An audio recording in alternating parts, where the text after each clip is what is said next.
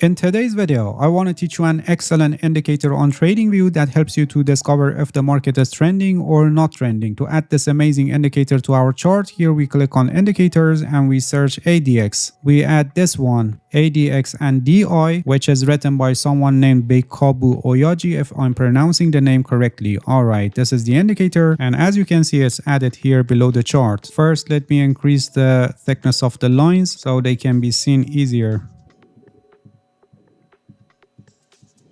And let's change the color of ADX line to a lighter color so it will be more clear on the chart.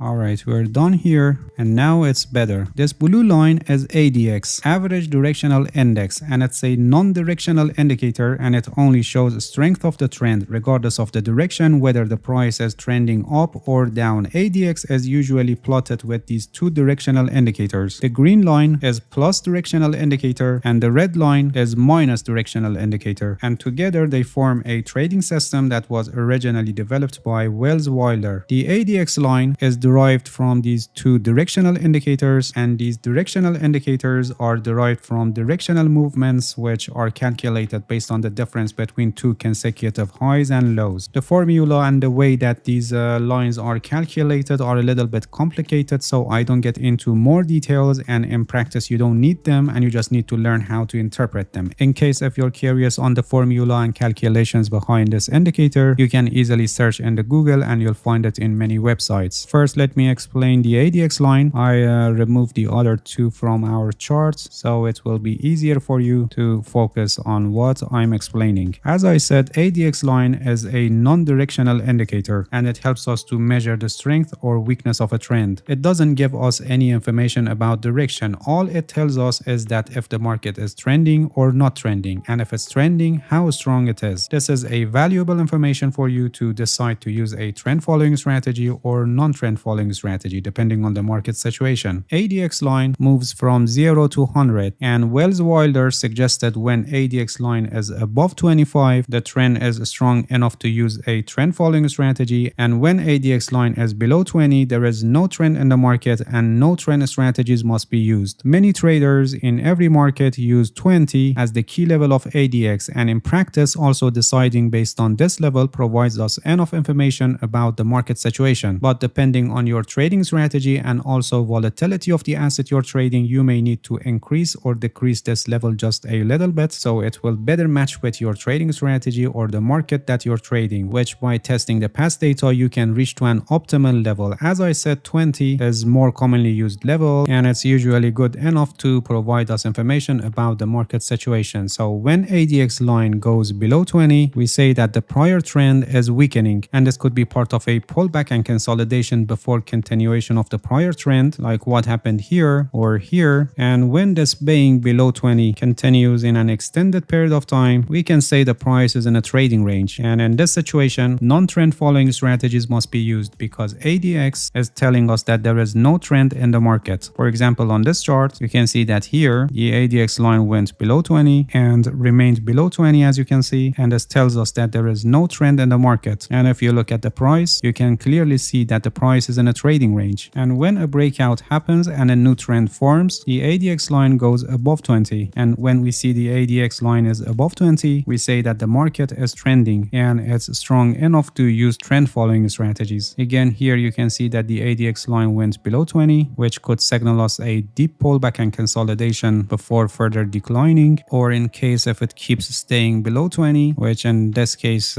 possibly is going to happen, it can signal us that the market is flat and a trading range is forming. The point is that whenever the ADX line goes below 20, it shows weakness in the trend, whether it's a pullback or the price is going to a trading range. Please pay attention. As I said earlier, ADX line is non-directional and it doesn't tell us about direction of the market. It only tells us if the market is trending or not trending. So when ADX is above 20, it can be a sign for either declining of the price or advancing of the price. And also please pay attention that direction of the ADX line is also important important in evaluating strength or weakness of a trend. When ADX line is rising and moving higher, it shows that advancing or declining of the price is strong. And when the ADX line is falling and moving lower, it shows that the prior trend is weakening and the price may go to a pullback or trading range, or a reversal may happen. So the further the ADX line moves away from 20, it shows more strength in declining or advancing of the price, and when it turns back and gets closer to 20 level, it shows weakness in the prior advancing or declining of the price. Alright, until now you learned how to know if the market is trending or not trending by the help of this ADX line, and also how to measure the strength of the current trend. And now by the help of these two lines, I mean plus directional indicator and minus directional indicator, we can discover direction of trends and potential changes that may happen. Actually, these indicators together form a trading strategy that helps us in direction and strength of trend. Wilder suggested that the first requirement in this trading system is that the ADX must be above 25 so that we can say that the market is in a trend. As I said in this video, we use 20 as the key level of ADX. So the first thing that must be confirmed is that ADX must be above 20, so that we'll be sure that the price is trending. When plus DI, the green line, crosses above minus DI, the red line, it's a buy signal, and when minus DI crosses above plus DI, it's a sell signal. Like any other crossover signals, these are also very prone to be false signals. For example, they happen in the pullbacks and not worth of trading. So we need to filter them. For example, we can use price action analysis, or we can use some indicators for identifying the overall trend and only taking the signals that are in the same direction with the overall trend. We have better and most accurate buy sell indicators that we can use instead of these plus directional indicator and minus directional indicator, and the most valuable part of this indicator is ADX, which helps us to know if the market is trending or not trending and to evaluate the strength of trends in the market. It's better to use plus DI and minus DI just for knowing the direction of the market. For example, when ADX line is above 20 and you know that the market is trending, so when you see that the green line is above red line, you can conclude that the price is advancing. As I said, the most valuable part of this indicator is ADX line because it can help us to know if the market is trending or not trending, and also it helps us to evaluate the strength of trends in the market. By the help of this indicator, we can easily identify areas of weakness and consolidation during pullbacks or more extended ones, resulting in trading ranges, so we can effectively switch between trend following strategies and non-trend following strategies. Alright, that's it. Thank you for watching this video. If you have any questions, feel free to ask and leave a comment for me. I'll answer your questions as soon as possible. If you haven't subscribed to my channel, please subscribe and hit the bell so you get the notifications of my new videos. See you guys in next video, and good luck with your trading.